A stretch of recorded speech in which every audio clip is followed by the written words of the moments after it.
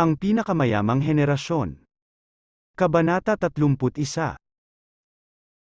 Si John ay sumugod kay Gab sa kalagitnaan, at isang figurang parang bakal na tore ang huminto sa kanyang harapan ni Gab at Quizzy. Sa sandaling ito tinaas ni Quizzy ang kanyang palad at sinampal si John sa likod ng ulo, at si John ay natapon sa sahig at napailing. Isang mukha ang humaplos sa lupa, na nag-iwan ng malalim na mantsa ng dugo. Tumingin kay John, na nakahandusay sa lupa, nahihirapan at sumisigaw dahil sa sakit. Sinabi ni Gab, "Kumuha ka ng kutsilyo sa kusina at sumugod ka sa akin ng walang dahilan, baliw." Tinakpan ni John ang kanyang dumudugong bibig, tinitigan si Gab ng may hinanakit, at umungol. "Fuck you. Nagpapanggap lang akong tanga dito, suspendido ngayon ang hard cement 1,000,000. Isang buong 1,000,000 usury, hindi ko mailabas lahat." "Gab, napakabisyo mo, para sa buong pamilya ko ang buhay ko." Mukhang nagulat si Gab at Quizzy. Sa totoo lang, inaasahan niya na talagang bibili si John ng hard cement shares, pero hindi niya talaga inaasahan na ganoon kaderang level ang pamilya. Upang humiram ng 1,000,000 usury para mag-isip-isip sa mga stock. Kahit sinong normal na utak ay hindi makakagawa ng ganoong bagay.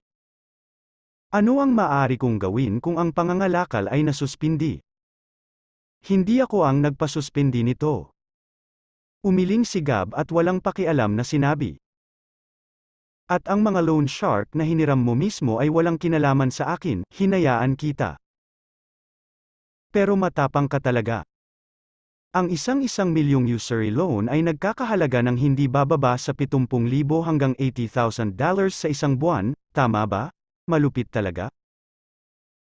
Hingal na hingal si John, naramdaman na lamang niya ang isang subo ng dugo na bumubuhos sa kanyang mga baga, na nagparamdam sa kanya na siya ay nagsusuka. Kahit gaano pa kalakas ang amoy ng dugo, hindi nito mapigilan ang puot at galit sa kanyang puso. "Gab, sabi mo, ito ba ang iyong bitag?" Walang pakialam na tumingin si Gab kay John at sinabing, "Sa tingin mo sa utak ng baboy mo, paano ko mahuhulaan ang hinaharap? Paano posible na malaman ng maaga na ang hard cement ay sususpindihin? Totoo ba ang 2 pang-araw-araw na limitasyon sa harap nito?" Tatlong sunod-sunod na tanong ang hindi nakapagsalita kay John. Wala namang sasabihin, di ba? Kung mahuhulaan ko kung aling mga stock ang maaaring tumaas at kung alin ang masususpinde, matagal na akong gumawa ng kapalaran. Dahil hindi nagsinungaling sa iyo ang impormasyon ng aking tagaloob, ang hard cement ay may pang-araw-araw na limitasyon para sa 2 araw. Huwag masyadong sikim, huwag hiramin. Nais ng mga loan shark na kumain ng isang kagat at maging isang matabang tao, o kunin ito sa lalong madaling panahon. Ngunit paano ito mababawasan hanggang sa puntong ito ngayon? Huwag mong sisihin ang mundo sa anumang nangyayari, ang ugat ng lahat ay dahil sa sarili mong kasakiman. Dahil sa sinabi ni Gab, pumutok ang mga ngipin ni John. "Fuck you, Gab, kahit gaano pa kaganda ang sabihin mo, hindi mo gagawin ang malaking paghihiganti ngayon. Hindi sapat ang 1,000,000. Ngumisi si Gab. "Sa tingin ko ay baliw ka sa pera, kaya humiram ka ng 1,000,000 mag-isa. Mga loan shark, ngayon sila ay nakulong dito, ngunit hayaan mo akong maglabas ng pera upang bayaran ang iyong mga utang. Kung hindi ka matrap, ipapamahagi ba sa akin ang mga kikitain mo? Wala akong kinalaman sa iyo noong nag-co-author ka para kumita. Ngayon ay makulong ka. Kung nawalan ka ng 1,000,000 usury loan, tutulungan kitang bayaran ito. Mayroon bang ganoong dahilan sa mundo?" Napabuntong hininga si John at umungal. Ang mga loan shark na yon ay walang awa. Kung hindi sila magbabayad, ang aking pamilya ay mapapahamak. "Eh ano ngayon?" tanong ni Gab. "Ang pagpili na ito ay ikaw ang gumawa, at ngayon ay may nangyari na, at ang mga kahihinatnan ay maaari lamang pasanin." Pagkatapos magsalita, umiling si Gab at ayaw nang makisali pa sa kanya. Quizzy, itaboy mo siya. Tumugon si Quizzy, hinawakan ang kwelyo sa likod ni John, hinawakan si John sa kanyang kamay na parang laruan, at pinagpagnaglakad siya palabas ng maluwag. Dahil dinadala ni Quizzy, si John ay nagpupumiglas at pinagalitan si Gab. Gab, kailangan mong mamatay. Papatayin kita balang araw, hintayin mo ako. Itinaas ni Quizzy ang kanyang kamay at hinampas ito sa likod ng ulo ni John, at biglang tumigil ang pagbulyaw ni John. Pagkaraan ng ilang sandali, bumalik si Quizzy. Kuya Gab, ang tao ay itinapon sa kalsada sa labas. Hindi dapat maglakas loob na bumalik. Tumango si Gab, ngunit hindi masyadong maluwag ang kanyang ekspresyon. Quizzy, gawin mo ang isang bagay para sa akin. Pumunta at alamin kung sino ang hiniraman ng pamilya ni John mula sa Usura, at pagkatapos ay sabihin sa kanila na nawala sa kanila ang $1,000,000. Ang pamilyang ito ay lubhang kasuklam-suklam at walang kahihiyan, at ito ang pinaka-epektibo at simpleng paraan upang hayaan ang mas kasuklam-suklam na mga loan shark na makitungo sa kanila. Tumango si Quizzy at sinabing, aalis ako kaagad.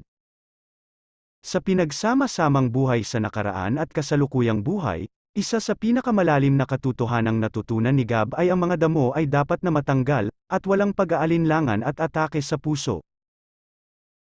Ang pinakamahusay na paraan upang makitungo sa mga taong tulad ng pamilya Garcia ay ang yurakan sila hanggang mamatay at hayaan silang umalis sa kanilang buhay magpakailanman. Kung hindi, ikaw ay maiinip hanggang mahihirapan sa hinaharap. Umalis si Quizzy para magsagawa ng mga gawain sa sandaling lumingon si Gab, nakita niya si Iron na nakatitig sa kanya na may malalaking nagniningning na mga mata. Anong tinitingin-tingin mo sa akin? Hindi komportable na sabi ni Gab. Kilalanin ka muli, gusto kong makita kung ang aking maliit na pamangkin ay kinuha. Seryosong sabi ni Iron. Tumigil ka sa pagsasalita ng walang kaparerekon. Dapat kang magbasa ng higit pang mga nobela. Ang ginawa mo ngayon ay talagang hindi madali. Itinagilid ni Iron ang kanyang ulo. Gayunpaman, kahit anong tingin mo dito, marami pang recruit kaysa sa naunang maliit na pamangkin na sunod sa Neuron at hindi nang ahas na magsabi ng anuman kapag siya ay nabuli.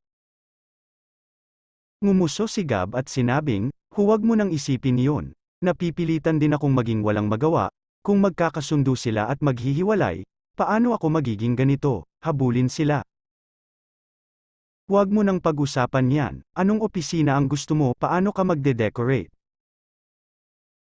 Nang banggitin ang paksang ito, agad na natuwa si Iron.